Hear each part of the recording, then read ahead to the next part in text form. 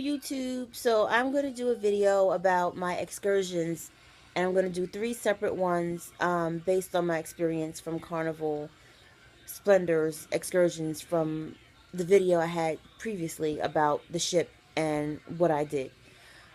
Just to be clear and let you guys know, yes, I'm not glammed up, makeup, hair, like face is not going to be beat. Any video that I do is going to be just a video with wherever I am and however I feel. My hair's in a ponytail. I'm in the bed waiting for my son to come from football. Like that's what it's gonna be. So if you don't like the beat, a face, a clean face, I don't do makeup. Anyway, moving on. Next chapter. Turn the page. Okay. So, I'm gonna do my conversation is gonna be about the Carnival Splendor. I think it was the Western Caribbean excursion to Ochos, Rios, Jamaica. Before we even start, Ochos, Rios, Jamaica is not what everybody sees on TV. The beaches, the pretty sand, and the clear water, I didn't see it. I didn't see it. Like it was almost shocking. And my son was like, "Mom, where's the beach and where's the like?" I said, "I don't know. I didn't know what to say." We planned a tour. Let's just start this from the beginning. I went on TripAdvisor, and I didn't want to do what everybody does. Everybody does Dunn's River. Everybody does Scotchies, which is Dunn's River is the falls that everybody goes to, and it's so pretty and beautiful. And I just didn't want to be with a crowd. As you know, my previous video, I'm not into crowds. I'm not into just being tight with everybody else, and my experience being rushed. So, TripAdvisor had a just reviews on Jamaica, what to do, just different Conoco Falls, Gully Falls. There was just a lot of things to do, tours and blah blah blah. And every picture of the tours you see, there's beautiful palm trees. There's like good foliage. There's water. I mean, it just looks amazing from all these pictures that people have taken. I didn't see that. Now it was raining a little bit the day we went, but it was off and on, so it wasn't too bad. I wanted a personal tour because, again, I don't. What is in my face? I'm sorry. Okay, well, I just woke up, so maybe that's what it is.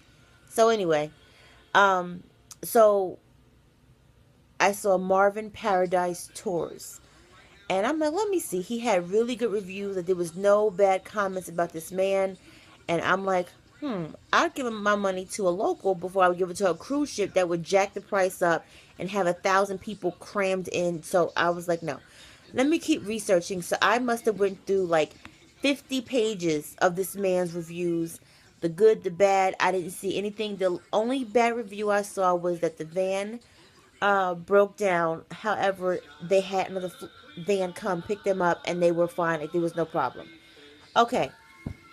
So I emailed the guy, and his response time is like that. Like, I think he's the owner operator. He may do tours if his drivers aren't available, but for the most part, it's just people who work for him and have his standard, his quality.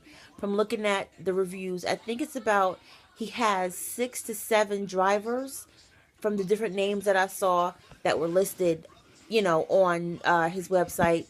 I mean, on the TripAdvisor website. Okay, works for me. So I emailed him a questions of where to go, what to do, what not to do. Here's what I want to do. Like, I don't want this. I don't want that. He's, responded. Here's my suggestions. Here's what I think you should do. Here's what you may want to do. Worked out for me. I asked questions for at least a week. And he wasn't nasty. He didn't say, please just trust it. Nothing. He responded. He made me feel comfortable booking with him. And booking with him, you pay a $22 deposit, which is to hold your reservation. And he says in his information packet or whatever it is on his website, you can, I think you have 24 hours to cancel with no problem. If the weather is bad, they'll make modifications or they'll cancel the tour depending if the weather is that bad. Works for me. So you pay in American dollars because Jamaican dollar to US dollar is so different. Like, you get so much more for the US dollar. And a lot of them know that there, so they'll tell you how much it is in Jamaican dollars, but you pay in American dollars, and it benefits them at the end of the day.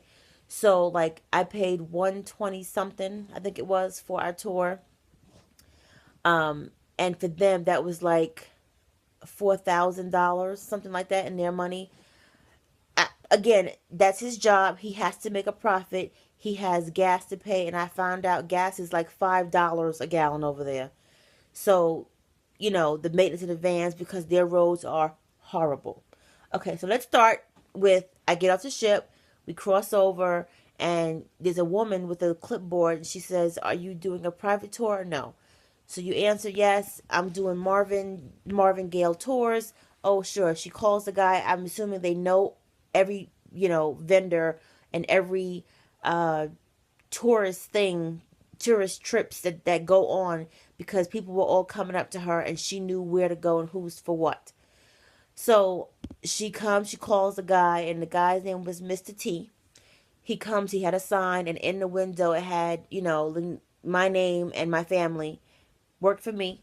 So we get in the van. How you doing? Good morning. My name is Mr. T. I'm going to take you on a tour today. Are you going to this, and this? Yes, I am. Okay, great. Let's start. So we start going on, and he, it's very friendly, talking to us. Where you're from? Where you're going? Um, how's your cruise so far? It's just first time to Jamaica. Just general talk that wasn't all like generic reading a book, you know, A, B, C, D. Like, that's not what he was doing. So, we had a great conversation on the way. So the first stop we went to was, I want to say it was Conoco Falls or Gully Falls. Either way, it was a beautiful falls. However, as we're leaving the port, I'm looking around like, this looks like it's Kingston, Jamaica, because it was so run down, and the roads, they drive on the opposite side of the street. That's first of all. And the opposite side of the street thing freaks you out because cars are coming and you're like, oh, oh. The roads they drive on, it's like somebody poured concrete, took a jackhammer, and just chopped it all up and left it. There's no smooth, like, you're constantly in the van like this, like, crazy. So we're driving, and I didn't see any street lines. I barely saw street stop signs or stop lights. That was crazy. So as we're driving along and we see different, stores or schools, government offices, he's telling us on the right, this is the post office. This is how much that costs. On the left is this. So, it was very informative. So I always ask questions about like the price of living and all that kind of thing. So he's telling us, and he said in Jamaica, people buy, I guess, land or like one unit, which is like a equivalent of a room. And then they go to the bank, get a mortgage on that one little room, and then they pay on that every time, I guess every month, like a mortgage. But then they build on that. So they're not paying on what they're building on. They're only paying on what they purchased that first time, which is kind of smart. But unless you have the money to continue to build, your home is going to be very small and just very tight because you're not paying on what you want to get at the end of the day. He said rent for like a 1 bedroom condo or 2 bedroom was like $500, which is like, wow. But again, where this area was, St. Anne Parish, because they have parishes. They don't have like New York has boroughs or counties. They don't have that. They have parishes. We passed a jail, which was very full in the initial waiting area. So we're driving, and we see like cows in the grass pasture, people just on the side of the road selling weed brownies, and just out in the open. No, I don't want a brownie because I don't know what's in that. I don't. No, thank you. I'm good. Um, and as you're driving up and turning and everything, you can look over to your right or your left and be at the edge of a cliff. Like, we looked over a couple times. I'm like, I'm not gonna look over anymore because you're so like the wrong move and you're almost like you might die. That's what it feels like. Um, and they have to beep the horns as they're coming around these curves and corners because there's no like just no kind of road to, I don't know. It's just you have to so everybody beeping the horn, beeping the horn, beeping the horn to alert people on the other who's coming the other way, the opposite direction, that there's a car there, so you have to maybe move over as far as you can. Um, I didn't see any police, so I asked them, "Is there any police or like sheriffs and everything?" And the guy said, "We don't have politics in Jamaica. We have politricks, because it's all by money. Is how they base the law." And I'm like, "How did?"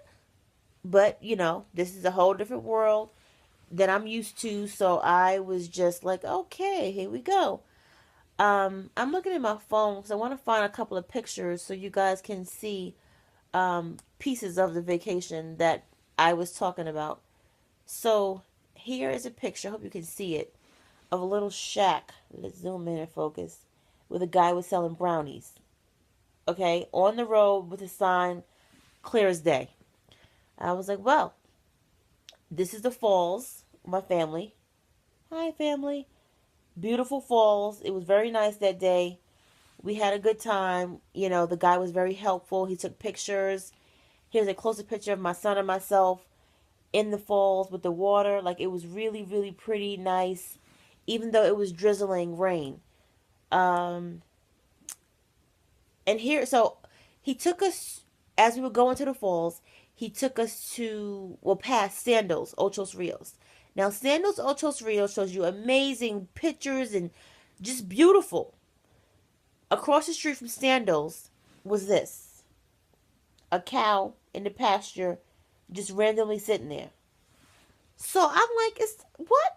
How does that work out? But, again, not my country, not my concern.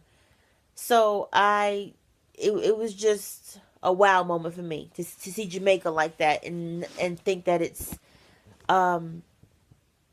supposed to be different.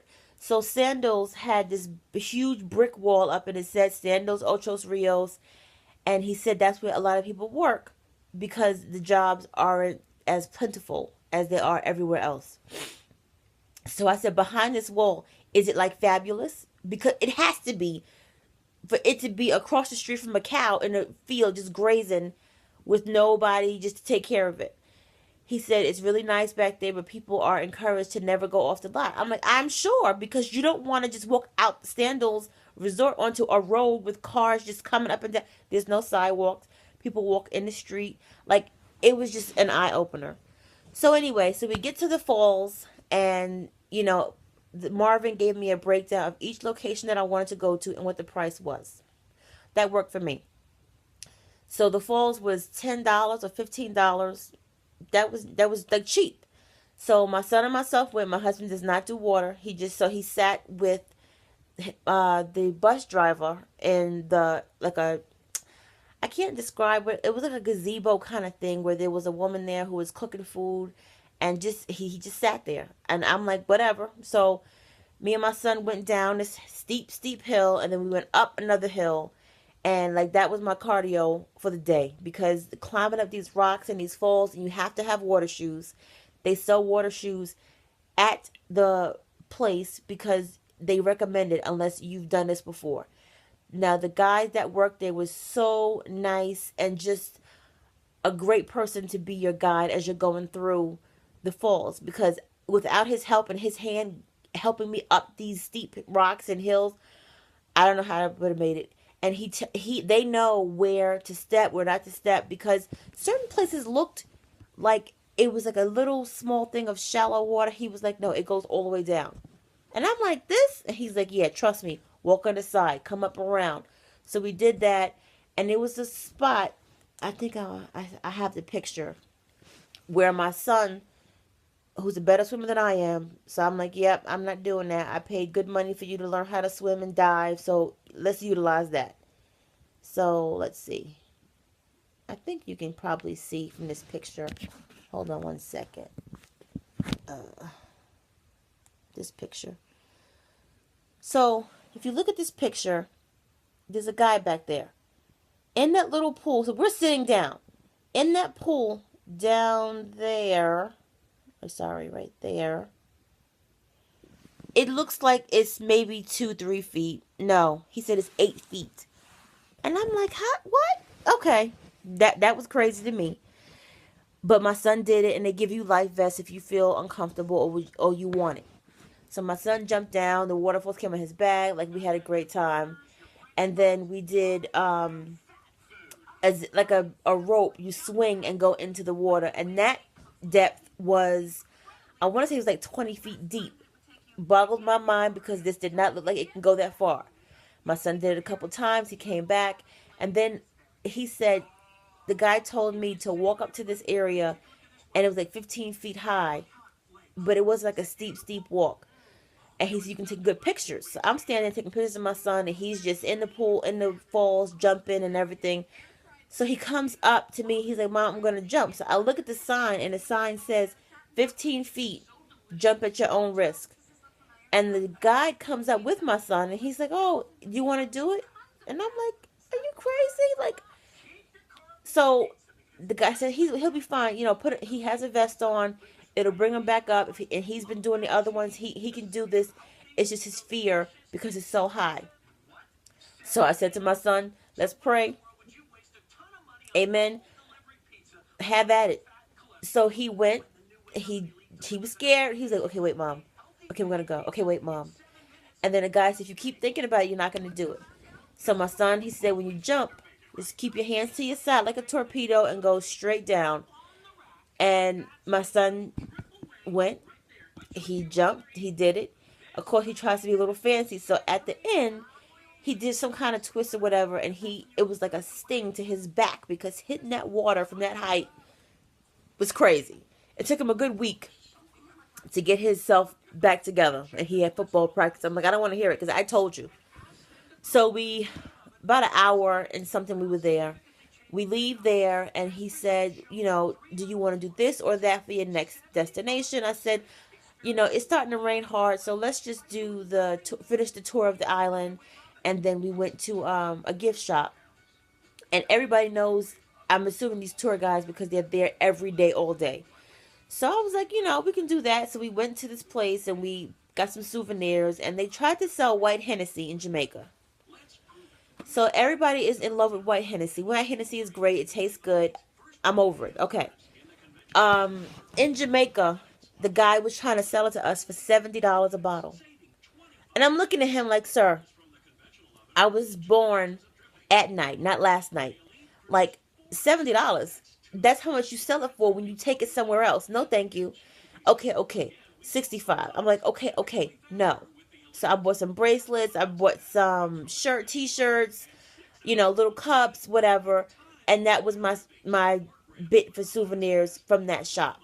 He took us to eat to this place called Mom's Place. Mom's Place is a small, maybe it had 8 tables in the whole place. A small, you know, little counter, and they cook food in the back. Everybody, you know, they got good reviews online. The tour guide recommended it. Okay, I'll go because I didn't want jerk chicken. I didn't want the beef patty. I just wanted authentic curry goat, you know, oxtails, peas and rice. That's what my interest was for Jamaica. To get the authentic version, not the version that I get when I'm over here.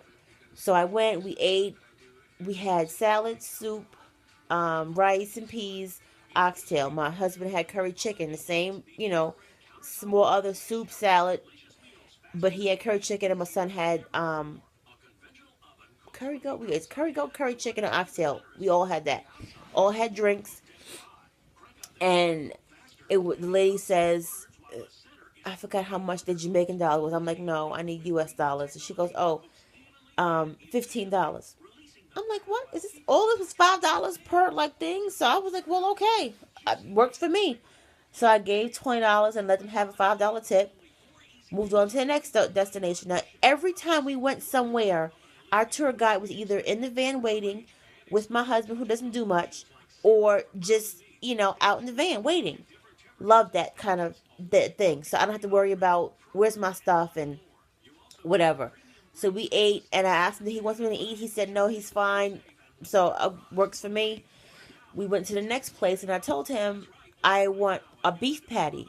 They didn't have any beef patties ready at this mom's place, so he said to get Juicy Patties. We go to Juicy Patties, and this is like a famous place, clearly because the line was long and people are all outside, and there's, homeless people begging for money, and it was just like I was in any other rundown neighborhood. And I'm like, oh my God. Like, it was still shocking. This is Jamaica to me. Because Jamaica on TV looks nothing like this. I know certain parts. Each place has their parts. But it was still shocking to see. I guess in your face like that. So we got a beef patty. We got four beef patties. And four beef patties, four cocoa breads, $8. I'm like, these prices are crazy. But they don't make much. So in US dollars, I'm sure it was astronomical. But nonetheless, we got it. So we drive back to the ship now. So we got off the boat at 9, met him at like 9:15ish, and by now it's like 3 o'clock. So he takes us back to the port. We then pay him. So the whole time he's driving us around, he never asks for money. He never asks for the balance, which I appreciate. I was gonna give it to him when we first got in the van. My husband was like, no, no, no, no, give it to him after, because what if he leaves us? And I'm like, here we go. But it was fine. So we got out the van. We gave him a tip. And we also back up a little bit. I'm sorry. At the falls, the driver said the guys work on tips. I'm like, oh yeah, I didn't think about that because I'm assuming this is part of their daily job. He's the work of tips. So we gave the guy $20, US, because he was really great with my son and myself. So we gave him a $20 tip, and they'll tell you certain things about what people, I guess, or what you should do.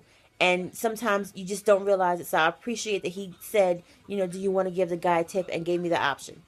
So our balance was $100, and we gave the guy $125. So he had a $25 tip plus whatever the guy pays him to drive us around.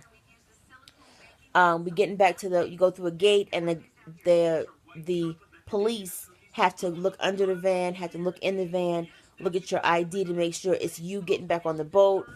Like, I didn't get that, but I get it. I guess people try to stow away, and people try to leave the country.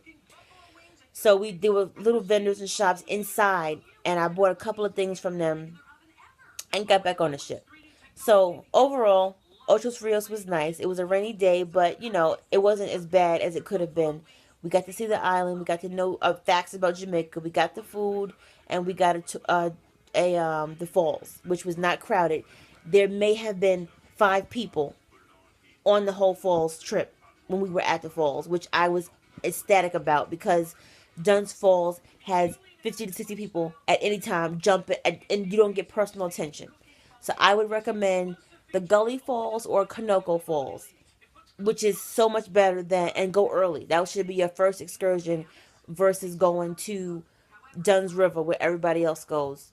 And in this Marvin Gale Tours, I can send you information. Just type below, and I'll respond within a day. And give you his information. But they had a locked van. I left my stuff in the van. You heard him lock it in chirp chirp. He offered you water or Red Stripe beer if you want. It's in a cooler in the van. The van we were in seated, it could be 4 or 5 people, and it was just 3 of us. Worked for me. So I would recommend Marvin Tours in Ochos Rios, Jamaica, any day of the week. So that's my snippet. I'm going to do a video maybe tomorrow about Grand Cayman and or Mexico. Maybe not Grand Cayman, because I didn't do much in Grand Cayman, because it was just so super, super hot, and my family did not want to get off the boat with me. So I was like, okay, fine. I'm going to just get off and get some rum cake and just, walk around the local parts, because I didn't want to go on a trip by myself. All right. That's it for now. Bye.